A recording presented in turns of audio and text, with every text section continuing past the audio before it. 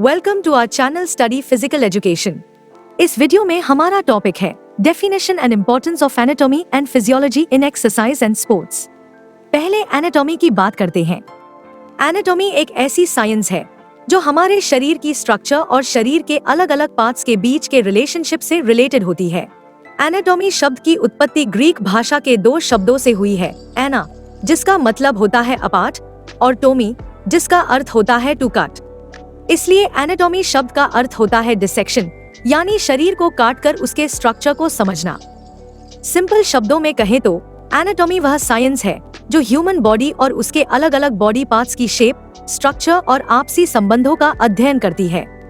या हम यह भी कह सकते हैं कि एनाटॉमी बायोलॉजी की वह ब्रांच है जो लिविंग ऑर्गेनिजम्स की स्ट्रक्चर और ऑर्गेनाइजेशन के स्टडी से रिलेटेड होती है। एनाटॉमी में हम किसी ऑर्गेनिज्म के अलग अलग पार्ट्स और सिस्टम्स को एग्जामिन करते हैं, जैसे उनकी शेप, साइज, पोजीशन और एक दूसरे के साथ उनका रिलेशनशिप। मेडिसिन और बायोलॉजी के फील्ड में एनाटॉमी को एक फंडामेंटल सब्जेक्ट माना जाता है, क्योंकि यह हमें यह समझने का आधार देती है कि शरीर कैसे बना है और डिजीजेस या इंजरीज शरीर को किस तरह अफेक्ट करती हैं। एक्सरसाइज और स्पोर्ट्स के कॉन्टेक्स्ट में एनाटॉमी की नॉलेज से हम यह समझ पाते हैं कि कौन सी मसल्स, बोन्स और जॉइंट्स मूवमेंट के दौरान काम करते हैं, जिससे परफॉर्मेंस इंप्रूव करने और इंजरी प्रिवेंशन में मदद मिलती है। अब बात करते हैं फिजियोलॉजी की। फिजियोलॉजी बायोलॉजी की वह ब्रांच है जो लिविंग ऑर्गेनिजम्स के अंदर होने वाले फंक्शंस और प्रोसेसेस का अध्ययन करती है। इसमें यह देखा जाता है कि अलग अलग ऑर्गन्स, टिश्यूज, सेल्स और मॉलिक्यूल्स मिलकर कैसे विभिन्न बायोलॉजिकल फंक्शंस को पूरा करते हैं। फिजियोलॉजी शब्द की उत्पत्ति ग्रीक भाषा के दो शब्दों से हुई है, फाइजो जिसका मतलब होता है टू ब्रिंग फोर्थ और लॉगियो जिसका अर्थ होता है स्टडी ऑफ। इसलिए फिजियोलॉजी का मतलब होता है ह्यूमन बॉडी और उसके अलग अलग पार्ट्स तथा ऑर्गन्स के फंक्शंस का अध्ययन। फिजियोलॉजी में हम यह समझते हैं कि शरीर के अलग अलग सिस्टम्स कैसे काम करते हैं, जैसे स्केलेटल सिस्टम, रेस्पिरेटरी सिस्टम और सर्कुलेटरी सिस्टम की डिटेल्ड वर्किंग और फंक्शंस। सिंपल भाषा में कहें तो फिजियोलॉजी हमें यह सिखाती है कि ह्यूमन बॉडी किसी गिवन स्टिम्युलस पर कैसे रिस्पॉन्ड करती है। हम यह भी कह सकते हैं कि फिजियोलॉजी लाइफ की डिटेल्ड स्टडी है, जिसमें सबसे छोटे सेल्स, टिश्यूज और दूसरे ऑर्गेनिजम्स के फंक्शनिंग को भी समझा जाता है।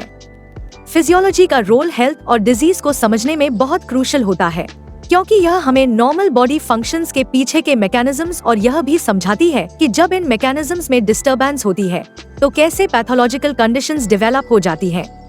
अब बात करते हैं स्पोर्ट्स में एनाटॉमी एंड फिजियोलॉजी की इम्पोर्टेंस क्या है। एक, helps in physical fitness.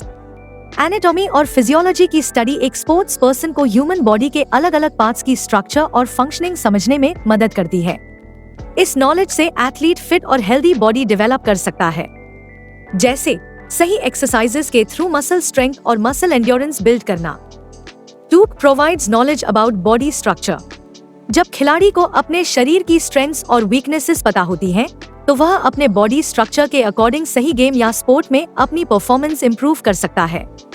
For example, shoulder में बॉल एंड सॉकेट जॉइंट होने की वजह से रोटेशन पॉसिबल होती है, या एल्बो में हिंज जॉइंट होने की वजह से फ्लेक्शन और एक्सटेंशन मूवमेंट्स होती हैं।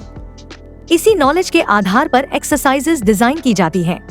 3, provides knowledge about functions of various organs. Body के अलग अलग सिस्टम्स जैसे cardiovascular system, nervous system, muscular system और एक्सक्रीटरी सिस्टम की फंक्शनिंग की नॉलेज कोच या फिजिकल एजुकेशन टीचर के लिए बहुत जरूरी होती है। फॉर एग्जाम्पल, स्प्रिंटर्स में ज्यादातर फास्ट ट्विच मसल फाइबर्स होते हैं और लॉन्ग डिस्टेंस रनर्स में ज्यादातर स्लो ट्विच मसल फाइबर्स पाए जाते हैं। इस नॉलेज से ट्रेनिंग ज्यादा इफेक्टिव बनती है। 4, helps in selection of games. Body structure की अंडरस्टैंडिंग के आधार पर कोच या टीचर स्टूडेंट के लिए अप्रोप्रिएट स्पोर्ट चूज कर सकता है।